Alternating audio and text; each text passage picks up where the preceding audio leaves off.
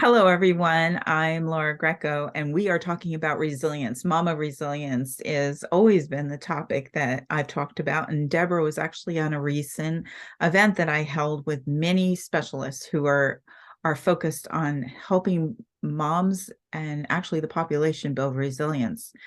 But today we're going to take it in a little different direction because the question is, do we just have resilience? Or are we born with it? Or is it something that's developed over time? And so the question comes, and it's one of her myths that Deborah has placed. I'm so excited to have Deborah with us. And she has placed this as something in her booklet. Are babies really resilient? Are they really? Or is that a myth? Interesting question, right? So, Deborah McNelis is an early brain development specialist. She's the founder of Brain Insights, and she has developed the unique Neuro-Nurturing interaction series. I couldn't read my writing.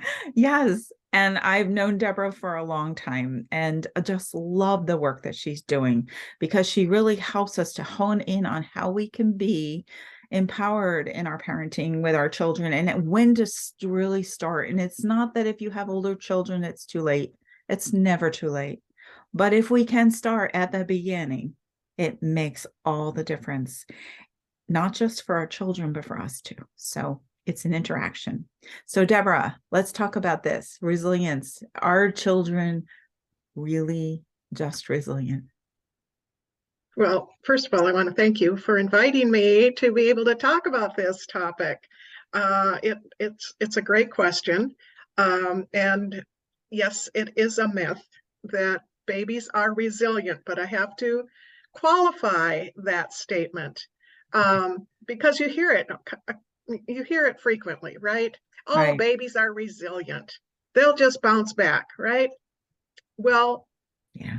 the thing is, the earliest months, earliest days, and earliest months have an incredibly significant impact on health, well-being, physical and mental health, learning, behavior, and all of that. And so as you mentioned, I put this in my booklet because I want to dispel these myths so that in those earliest days, months, weeks, that we are doing all we can to support that optimal development of that child. Yeah. And I do want to add, like you said, it's never too late. There's always changes being made in the brain, and that's called plasticity. The time of meaning that the brain is malleable, so it can make changes, and it happens throughout our lives.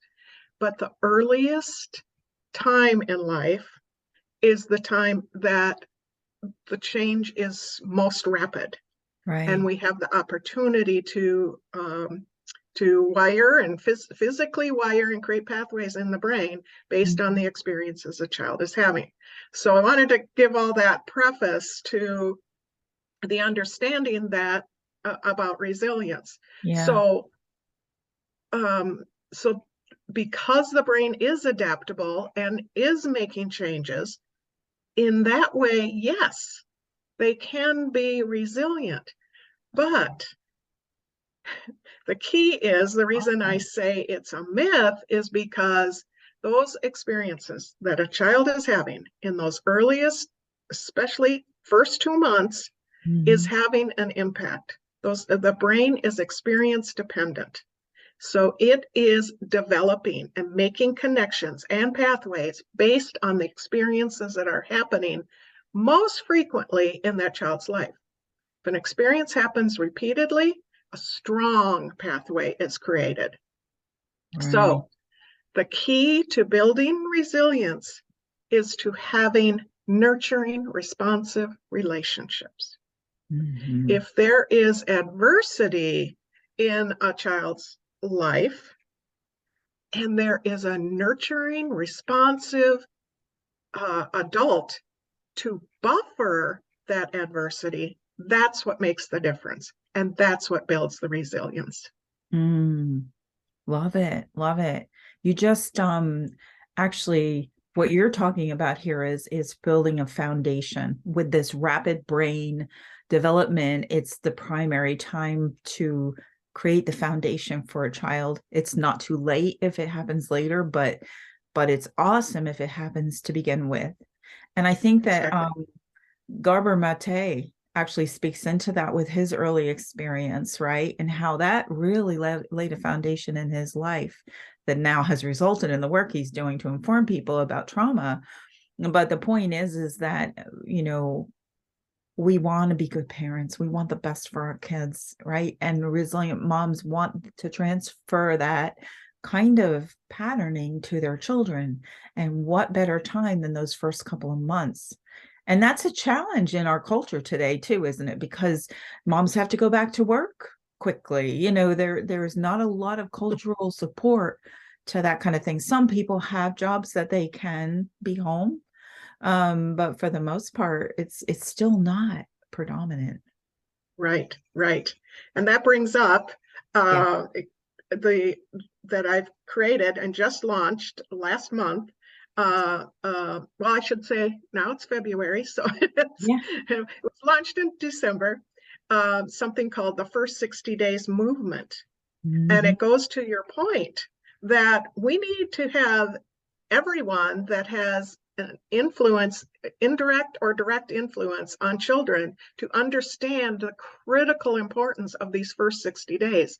And why I'm talking about first 60 days is because of research that was done by Dr. Bruce Perry, who is someone that I initially learned all my brain development information from. Right. I've learned it from others since, but that's where I first learned, because he collaborated with an advocacy agency I was working with at the time to develop what we call the Brain Project.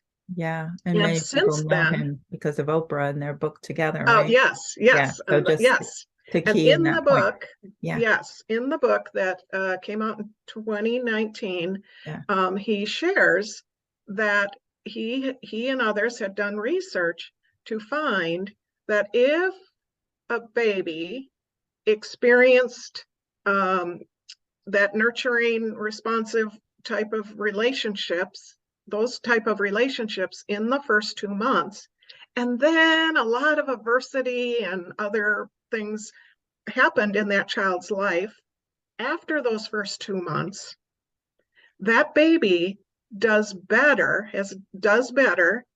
than a child who has adversity for the first 2 months, and then Mm. everything gets better. Yeah. Those first 2 months have that much impact. So that's why I created the booklet that you mentioned Yeah. called The First 60 Days. And that's where that myth about resilience is included. So Mhm. it gives the information, talks about the myth, it gives the baby's perspective on the myth, and then it provides the neuro-nurturing knowledge below it, all based on brain research.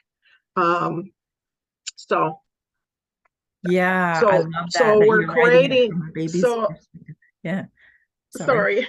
sorry so based on all of that, I've created this movement to create, like, let's, like, to your point, let's get everyone to understand the critical impact of these first 2 months. We can really make a difference if Yeah. we focus on this critical time. And in my view, we can commit to 60 days. We Yes. could commit to parents being, or whatever caregiver it is for that child, to be there for them, to provide those nurturing relationships for 60 days. We can, neighbors or volunteers or friends and family can support a parent and family and baby for 60 days. We can commit to a time period like that. Maybe we can't commit to the overwhelming, time of childhood, but we can Right. at least focus on these critical first 60 days. Yeah. And what it does is it puts it in kind of, like bite size increments. We Right. know that up to the year period, there's a lot of fast development that's happening for a child, and Right. all of that's important. But those first 6 Very. days lay a foundation because of the rapid um, acceleration. And I can remember when my daughter, they wanted her to go back to work. She says, "Mom, she didn't. She ended up working from home, but Mm. she says, how do parents do this? How do they just leave their kids?" Like Yeah, her heart was going out to moms who really have to do that. She had an options that she pursued and was able to work from home. But yeah, it's just as much for the caregiver or parent, adopted parents, whoever's the person, right, who is caring for that definitely. child. It's a nurturing bonding, I would imagine, as well. Like it's a real important time period. It is. It is. Establishing that secure attachment Yeah, is critical. yeah, And it's contributing to the highest functioning area of the brain that ultimately leads to self-regulation and planning and anticipating consequences and a whole myriad of all the types of skills that we want and abilities we want children to be able to have. And so that early relationship is building that rather than overdeveloping the stress response system. yeah. And you talked about loneliness. This is another topic that I'm feeling passionate about too. Families used to be, no matter what the diversity of it, right? They used to be more solid in communities, everybody helping one another, kind of thing, a village raising a child. And Right. that we've gotten so individual and literally become lonely in our journey in many respects.